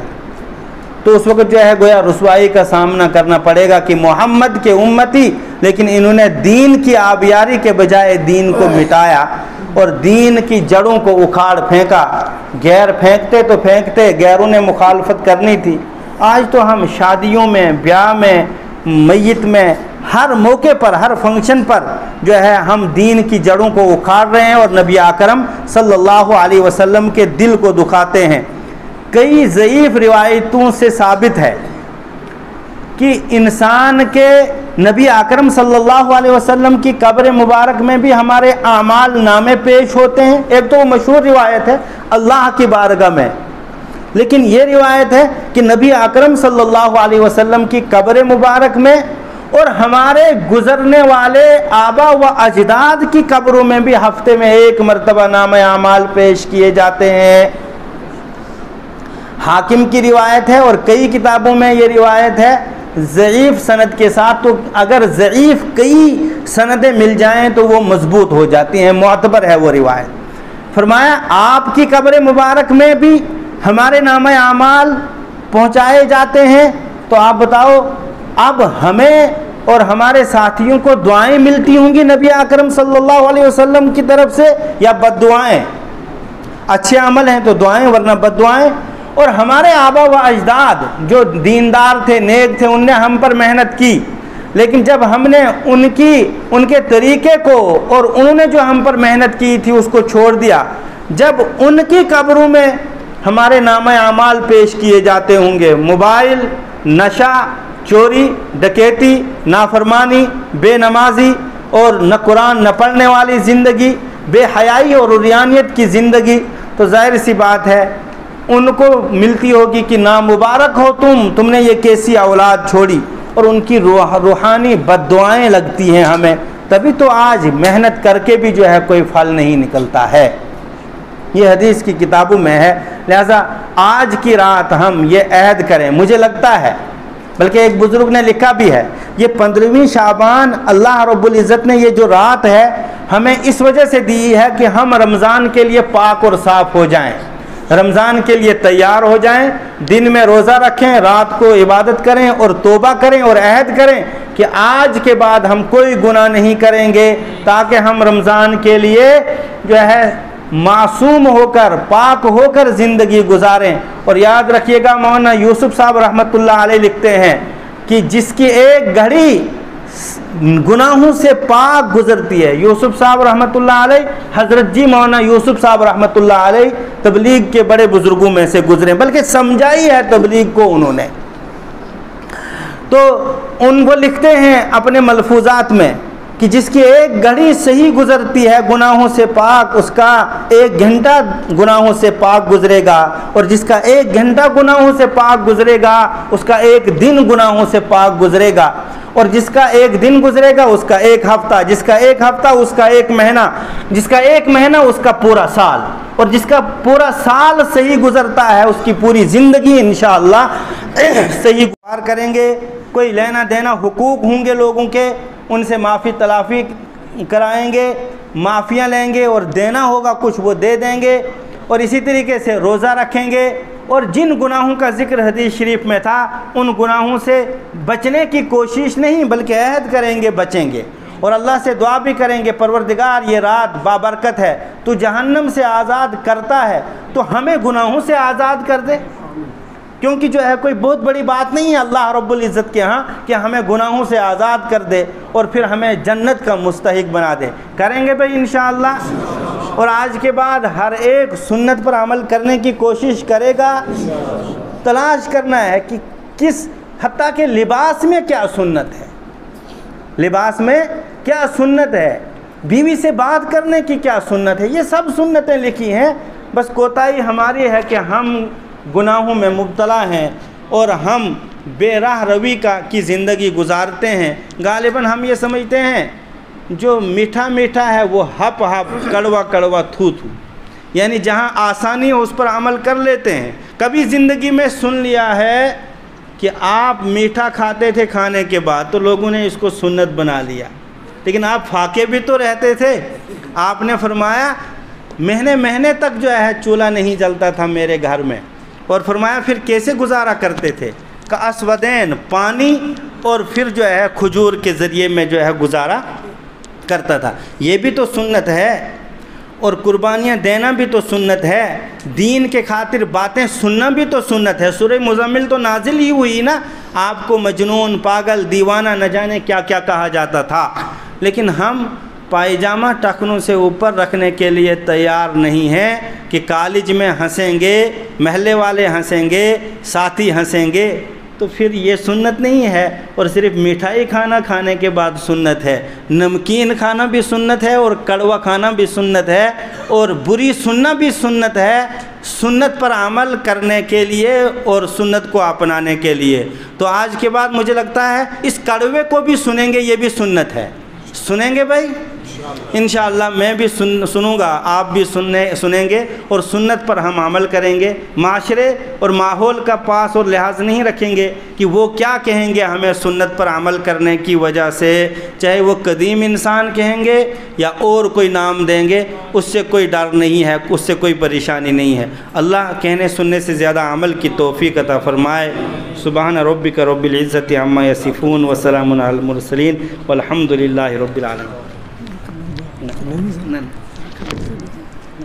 یہ میری مرضی ہے.